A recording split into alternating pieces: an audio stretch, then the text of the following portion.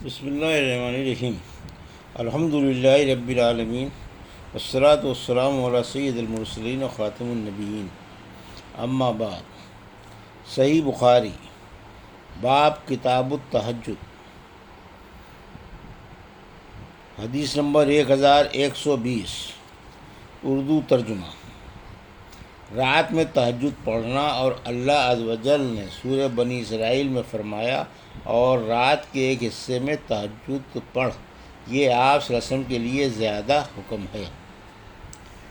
ہم سے علی بن عبداللہ مدینی نے بیان کیا، کہا کہ ہم سے سفیان بن عینیہ نے بیان کیا، کہا کہ ہم سے سلیمان بن ابی مسلم نے بیان کیا، ان سے طاؤس نے، اور انہوں نے ابن عباس رضی اللہ عنہ سے سنا کہ رسول اللہ صلی اللہ علیہ وسلم جب رات میں تہجد کے لیے کھڑے ہوتے تو یہ دعا پڑھتے ہیں، جس کا ترجمہ یہ ہے: اے میرے اللہ، ہر طرح کی تعریف تیرے ہی لیے زیبا ہے، تو آسمان اور زمین اور ان میں رہنے والی تمام مخلوق کا سنبھالنے والا ہے، اور حمد تمام کی تمام بس تیرے ہی لیے مناسب ہے۔ آسمان و زمین اور ان کی تمام مخلوقات پر حکومت صرف تیرے ہی لیے ہے، اور تعریف تیرے ہی لیے ہے۔ تو آسمان اور زمین کا نور ہے، اور تعریف تیرے ہی لیے زیبا ہے۔ تو سچا ہے، تیرا وعدہ سچا، تیری ملاقات سچی، تیرا فرمان سچا ہے۔ جنت سچ ہے اور دوزخ سچ ہے، انبیاء سچے ہیں، محمد صلی اللہ علیہ وسلم سچے ہیں، اور قیامت کا ہونا سچ ہے۔ اے میرے اللہ، میں تیرا ہی فرما بردار ہوں اور تجھی پر ایمان رکھتا ہوں، تجھی پر بھروسہ ہے، تیری ہی طرف رجوع کرتا ہوں، تیرے ہی عطا کیے ہوئے دلائل کے ذریعے بحث کرتا ہوں، اور تجھی کو حکم بناتا ہوں۔ پس جو خطائیں مجھ سے پہلے ہوئیں اور جو بعد میں ہوں گی، ان سب کی مغفرت فرما، خواہ وہ ظاہر ہوئی ہوں یا پوشیدہ۔ آگے کرنے والا اور پیچھے رکھنے والا تو ہی ہے، معبود صرف تو ہی ہے، یا یہ کہا کہ تیرے سوا کوئی معبود نہیں۔ ابو سفیان نے بیان کیا کہ عبد الکریم ابو امیہ نے اس دعا میں یہ زیادتی کی ہے: لا حول ولا قوت الا باللہ۔ سفیان نے بیان کیا کہ سلیمان بن مسلم نے طاؤس سے یہ حدیث سنی تھی، انہوں نے حضرت عبداللہ بن عباس رضی اللہ عنہ کو، اور انہوں نے نبی کریم صلی اللہ علیہ وسلم سے۔ حدیث نمبر 1121، اردو ترجمہ۔ رات کی نماز کی فضیلت کا بیان۔ ہم سے عبداللہ بن محمد مسندی نے بیان کیا، انہوں نے کہا کہ ہم سے حشام بن یوسف صنعانی نے بیان کیا، انہوں نے کہا کہ ہم سے معمر نے حدیث بیان کی دوسری سند، اور مجھ سے محمود بن غیلان نے بیان کیا، انہوں نے کہا کہ ہم سے عبد الرزاق نے بیان کیا، انہوں نے کہا کہ ہمیں معمر نے خبر دی، انہیں زہری نے، انہیں سالم نے، انہیں ان کے باپ عبداللہ بن عمر رضی اللہ عنہ نے بتایا کہ نبی کریم صلی اللہ علیہ وسلم کی زندگی میں جب کوئی خواب دیکھتا تو آپ صلی اللہ علیہ وسلم سے بیان کرتا، آپ تعبیر دیتے۔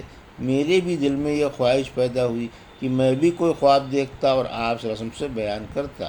میں ابھی نوجوان تھا اور آپ صلی اللہ علیہ وسلم کے زمانے میں مسجد میں سوتا تھا، چنانچہ میں نے خواب میں دیکھا کہ دو فرشتے مجھے پکڑ کر دوزخ کی طرف لے گئے ہیں۔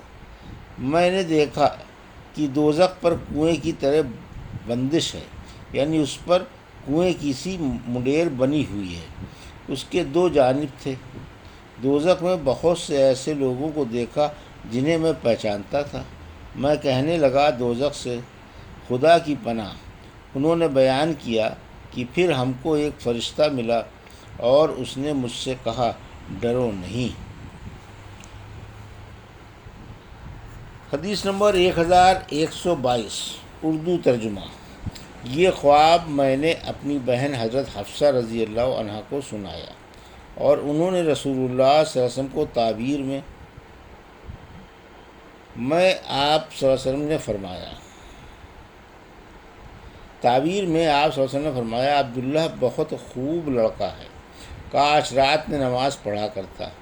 راوی نے کہا کہ آپ صلی اللہ علیہ وسلم کے اس فرمان کے بعد عبداللہ بن عمر رات میں بہت کم سوتے تھے، زیادہ عبادت ہی کرتے رہتے۔ حدیث نمبر 1123، رات کی نمازوں میں لمبے سجدے کرنا۔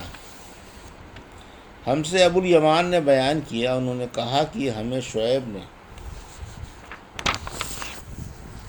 زہری سے خبر دی، انہوں نے کہا کہ مجھے ارواح نے خبر دی، اور انہیں ام المومنین حضرت عائشہ صدیقہ رضی اللہ عنہا نے خبر دی کہ رسول اللہ صلی اللہ علیہ وسلم رات میں 11 رکعتیں پڑھتے تھے۔ آپ صلی اللہ علیہ وسلم کی یہی نماز تھی، لیکن اس کے سجدے اتنے لمبے ہوا کرتے کہ تم میں سے کوئی نبی صلی اللہ علیہ وسلم کے سر اٹھانے سے قبل 50 آیتیں پڑھ سکتا تھا، اور طلوع فجر ہونے پر فجر کی نماز سے پہلے آپ صلی اللہ علیہ وسلم 2 رکعت سنت پڑھتے، اس کے بعد دائیں پہلو پر لیٹ جاتے، آخر مؤذن آپ کو نماز کے لیے بلانے آتا۔ حدیث نمبر 1124، مریض بیماری میں تہجد ترک کر سکتا ہے۔ ہم سے ابو نعیم نے بیان کیا، کہا کہ ہم سے سفیان ثوری نے اسود بن قیس سے بیان کیا، کہا کہ میں نے جندب رضی اللہ عنہ سے سنا، آپ نے فرمایا نبی کریم صلی اللہ علیہ وسلم بیمار ہوئے تو 1 یا 2 رات تک نماز کے لیے نہ اٹھ سکے۔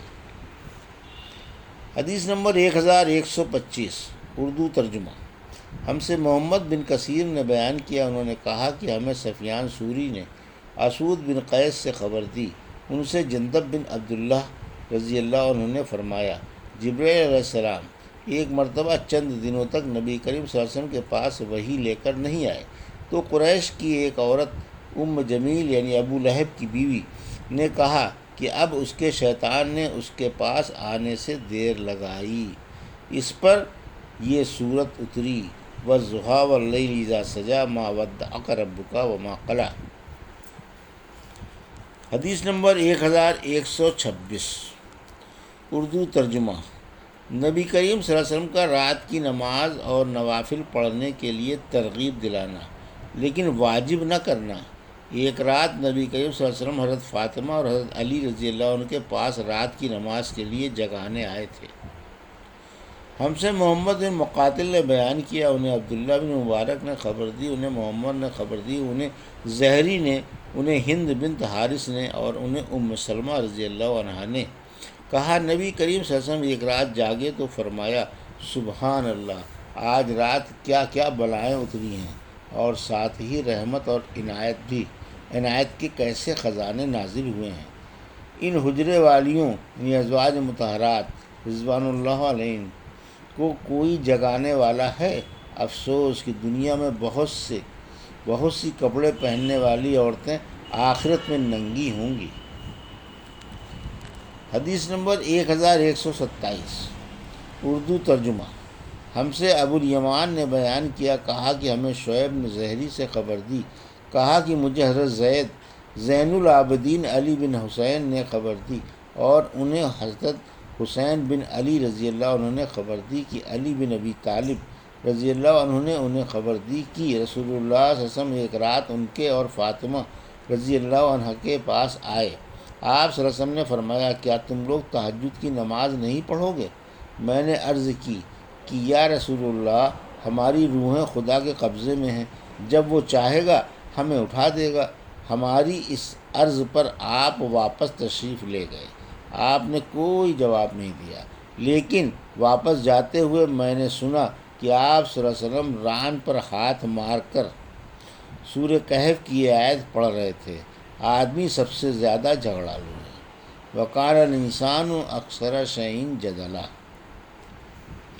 حدیث نمبر 1128، ہم سے عبداللہ بن یوسف تنیسی نے بیان کیا، انہوں نے کہا کہ ہم سے امام مالک نے ابن شہاب زہری سے بیان کیا، ان سے عروہ نے، ان سے عائشہ رضی اللہ عنہا نے فرمایا رسول اللہ صلی اللہ علیہ وسلم ایک کام کو چھوڑ دیتے اور آپ صلی اللہ علیہ وسلم کو اس کا کرنا پسند ہوتا، اس خیال سے ترک کر دیتے کہ دوسرے صحابہ بھی اس پر آپ کو دیکھ کر عمل شروع کر دیں گے، اور اس طرح وہ کام ان پر فرض ہو جائے گا۔ چنانچہ رسول اللہ صلی اللہ علیہ وسلم نے چاشت کی نماز کبھی نہیں پڑھی، لیکن میں پڑھتی ہوں۔ حدیث نمبر 1129، اردو ترجمہ۔ ہم سے عبداللہ بن یوسف تنیسی نے بیان کیا، انہوں نے کہا ہمیں امام مالک رحمۃ اللہ علیہ نے خبر دی، انہیں ابن شہاب زہری نے، انہیں عروہ بن زبیر نے، انہیں ام المومنین حضرت عائشہ صدیقہ رضی اللہ عنہا نے کہا رسول اللہ صلی اللہ علیہ وسلم نے ایک رات مسجد میں نماز پڑھی، صحابہ نے بھی آپ صلی اللہ علیہ وسلم کے ساتھ یہ نماز پڑھی، دوسری رات بھی آپ صلی اللہ علیہ وسلم نے یہ نماز پڑھی تو نمازیوں کی تعداد بہت بڑھ گئی، تیسری یا چوتھی رات تو پورا اجتماع ہی ہو گیا تھا، لیکن نبی کریم صلی اللہ علیہ وسلم اس رات نماز پڑھانے تشریف نہیں لائے۔ صبح کے وقت آپ صلی اللہ علیہ وسلم نے فرمایا تم لوگ جتنی بڑی تعداد میں جمع ہو گئے تھے میں نے اسے دیکھا، لیکن مجھے باہر آنے سے یہ خیال مانے رہا کہ کہیں تم پر یہ نماز فرض نہ ہو جائے۔ یہ رمضان کا واقعہ تھا۔ یہ تھی صحیح بخاری باب کتاب التہجد کی حدیث نمبر 1120 سے 1129 کا اردو ترجمہ جو ابھی آپ نے سماعت فرمایا۔ اللہ سے دعا ہے کہ اللہ ان حدیثوں کی ہم کو صحیح سمجھ عطا فرما اور ان پر عمل کرنے کی توفیق عطا فرما، آمین یا رب العالمین۔